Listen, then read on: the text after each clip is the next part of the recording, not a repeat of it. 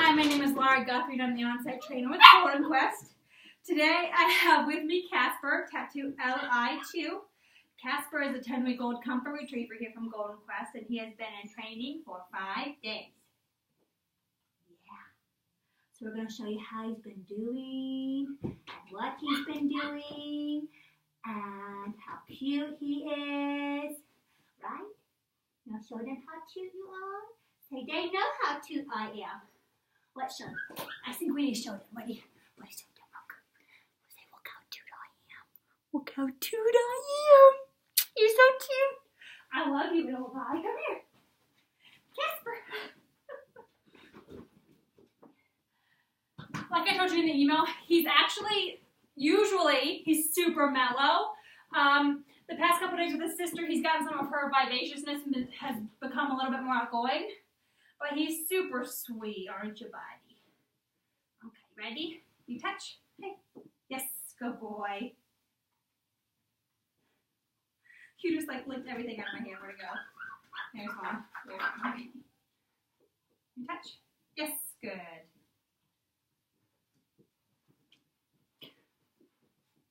You sit? Sit? Yes. Stand? Yes.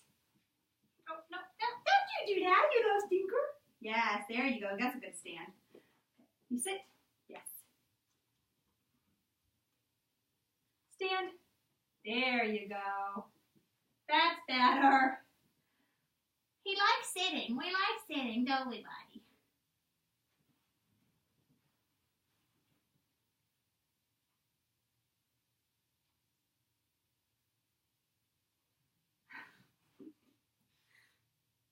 Casper, you down?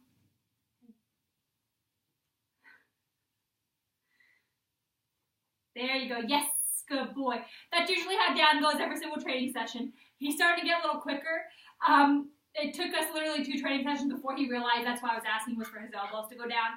But you know, and most of his training sessions, it takes him a good 5 Mississippi seconds before he's like, oh, that one, okay.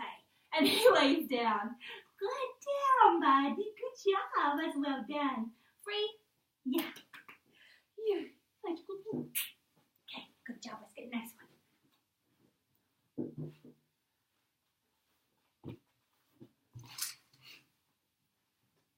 Okay.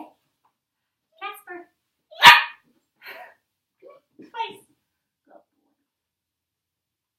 So with place right now, we're just building up his reward history with it. And to do that, all I'm simply doing is putting the food directly on the bed because I want him to learn that the place bed brings the food and not just myself. Good boy. You're sitting on everything. Hold on, you're sitting right there. Casper! Look on the feet, but look by your feet. There you go, good boy. Free. Good job, stinker. That's a good job. That's something new he got from his sister, so I'm just ignoring it. Great. Good boy. Good job, buddy. Good boy. Free. Yes. Great. Yes. Good boy. Free. And as you can see, I'm introducing the word free even though he's coming out by himself. The reason I'm doing it is I'm trying to teach him to build that gap between the word, the release cue, free, and with getting out of an action. So you saw me do the same thing with his sits and his downs and all that kind of stuff too. The same thing applies. I'm trying to teach him that association now. Good boy. Casper, come. Good boy. Well done, cutie bud. That's a good boy. You're so cute. You're so cute, buddy. Oh, you little buddy. Yeah. And the next thing is the healing. Yes. Right now, as you can see, I don't have a leash. The reason why I don't have a leash on him now is because puppies his age, there can be a few things that go wrong. Yeah, come here. Good boy. That can go wrong when introducing a leash at this age. One, their opposition reflex can kick in. Yes. meaning that when you start holding the leash, they start automatically, yes, good boy. They go like this and they start kicking back, and that's when you have dogs that are not wanting to walk at all. Good boy. And then 2, you can have a dog who is A, afraid of the leash, thinks it's like a snake or something and freaks out and doesn't want to be near it. Yes. Or B, thinks it's a toy and wants to chew on it and tug on it. So what I'm doing now without the leash is just like the place in the crate. Yes, I'm building that reward history already. Yes, I'm encouraging him to get in that position on his own accord, and I'm rewarding him for it. That way he learns that, oh, this thing doesn't have to be here, and I still get rewarded. That leash doesn't have to be right there.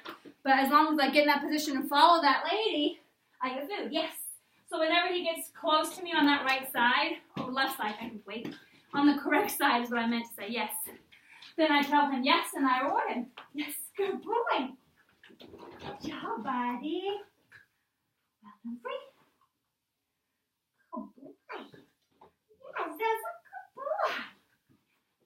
So that way, the idea behind it is when we introduce the leash this upcoming week, he'll say, wow, this thing is really weird, or I want to chew on it and play with it, but I remember this game. She walks around, and if I follow her, food automatically pops into my mouth, and I get to that one spot next to her leg. So let's do this. So the first session with the leash, I'll have it dragged behind him if he can stand that. And then I'll hold it behind my back so it's loose and you can't really see it. And then we'll move it to the front.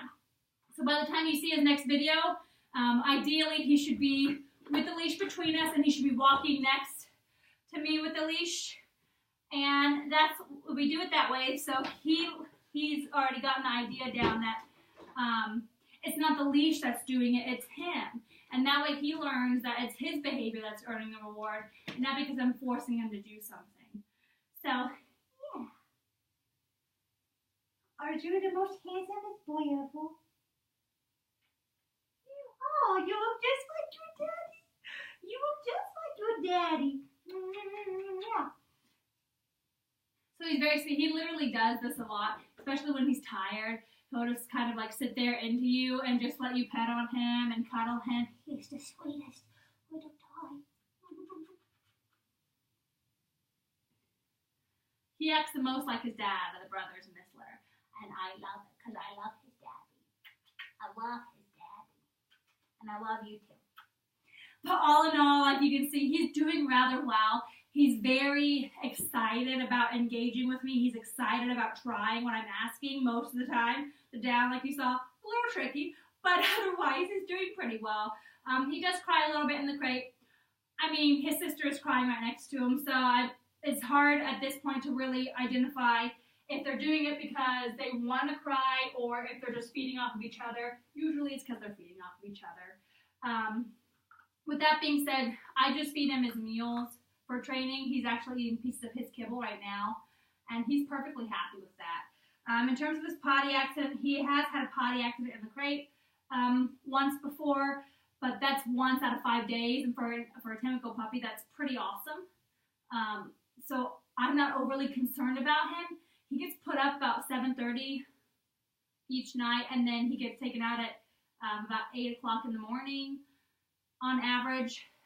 So that's a good span for a 10-week-old puppy to go to hold it. So I'm really impressed with him in that regard. Crate-wise, like I said, some whining, not too crazy. Usually at night, the crate gets covered and then instrumental music gets played, just to kind of help set the mood, if you will, and it helps trigger their understanding that, hey, every time these things happen in sequence, it's time for bed, lights get turned off, people leave, it's time to go to sleep, and they'll be here in the morning. So I'm very happy with him. He is trying his very best, and he is so beautiful. Aren't you? You too. Oh, you're so handsome. Oh. Okay. All right, so we'll go ahead and we'll see you next week. You say you want to go say goodbye? Because I would want to see your face again because I love your face. So I'll see you guys. Show them your face. See the face. That's right. You show them. I love you guys. I see you soon. Okay. Oh, so handsome.